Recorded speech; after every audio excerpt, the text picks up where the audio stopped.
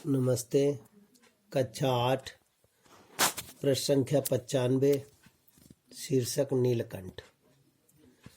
राधा ने सहायता देने की आवश्यकता नहीं समझी, परंतु अपनी मंद केकया से किसी असामान्य घटना की सूचना सब ओर प्रसारित कर दी। माली पहुंचा, फिर हम सब पहुंचे। नीलकंठ जब सांप के 2 खंड कर चुका था, तब उससे खरगोश के पास गया और रात भर उसे पंखों के नीचे रख उष्णता देता रहा। कार्तिकेय ने अपने युद्ध वाहन के लिए मयूर को क्यों चुना होगा, ये उस पक्षी का रूप और स्वभाव देखकर समझ में आ जाता है। मयूर कलाप्रिय वीर पक्षी है, हिंसक मात्र नहीं, इसी से उसे बाज चील आदि की श्रेणी में नहीं रखा जा सकता, जिनका जीवन ही क्रूर कर्म है। नीलकंठ में उसकी जातिगत विशेषताएं तो थी ही, उनका मानवीकरण भी हो गया। मेघों की सावली छाया में अपने इंद्रधनुष के गुच्छे जैसे पंखों को मंडलाकार बनाकर जब वह नाचता था, तब उस नृत्य में एक सहजात लय ताल रहती थी।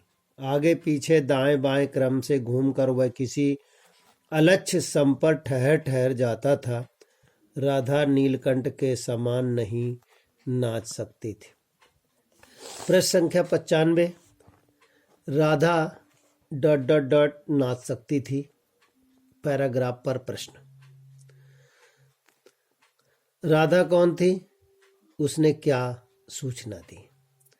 प्रश्न नंबर 2, सांप के खंड खंड किसने कर दिया?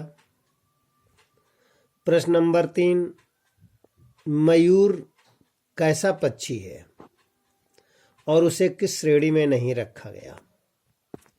प्रश्न नंबर 4, नीलकंठ की जातिगत क्या विशेषताएं थी? प्रश्न नंबर 5, जब वह नाचता था तो पंखों को किस प्रकार कर लेता था? प्रश्न नंबर 6, राधा क्या नीलकंठ की तरह नाचती थी?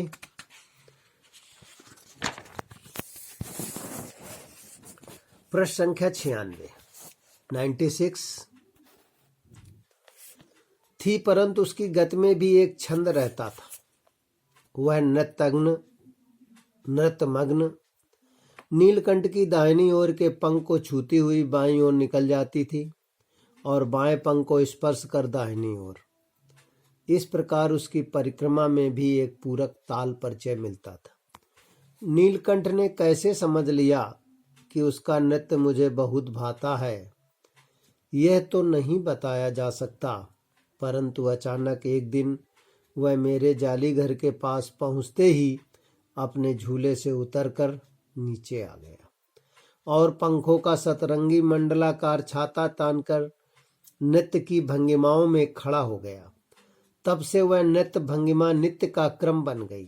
प्रायः मेरे साथ कोई न कोई देशी विदेशी अतिथि भी पहुंच जाता था और नीलकंठ की मुद्रा को अपने प्रति सम्मान पूर्वक समझकर विस्मयाभिभूत हो उठता था।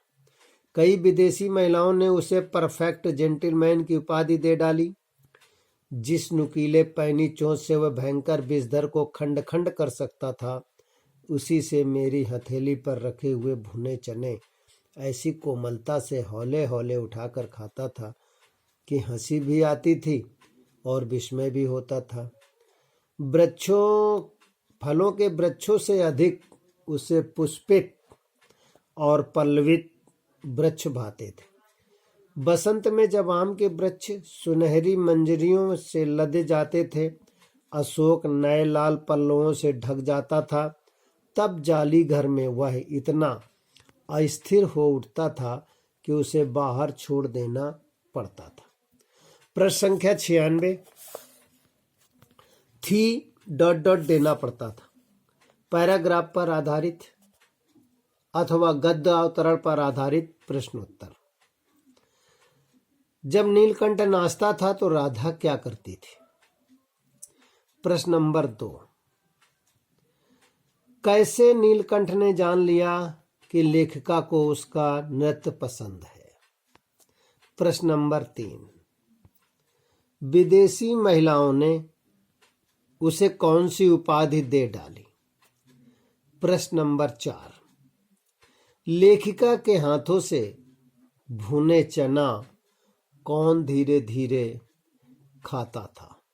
प्रश्न नंबर 5, उसे किसे नीलकंठ को किस प्रकार के वृक्ष प्रभावित करते थे?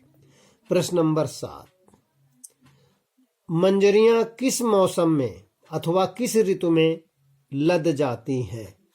विद्यार्थी प्रश्न उत्तर करेंगे और याद भी करेंगे।